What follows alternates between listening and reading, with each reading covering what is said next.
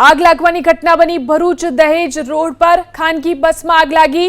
મનુબર ચોકડી પાસે ખાનગી બસમાં આગ લાગી। કંપનીના કામદારોને લઈ અને બસ જઈ રહી હતી ત્યારે બસમાં આગ લાગી જતા દોડધામ મચી ગઈ। કામદારો સલામત નીકળતા જાનહાનિ ટળી છે। ફાયર વિભાગે આગ પર કાબુ મેળવ્યો છે।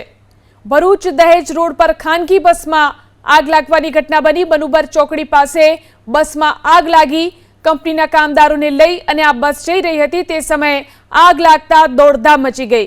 જો કે કામદારો સલામત રીતે બહાર નીકળી ગયા જેના કારણે જાનહાનિ ટળી છે તો ફાયર વિભાગે આગ પર કાબુ મેળવી લીધો છે।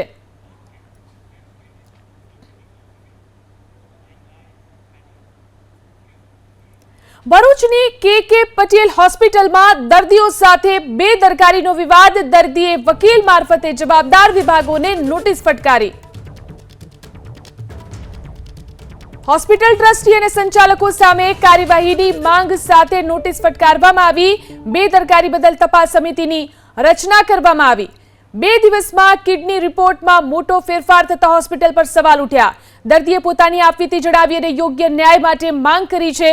એન્જિયોગ્રાફીના 2 રિપોર્ટમાં મોટો તફાવત સામે આવ્યો હતો।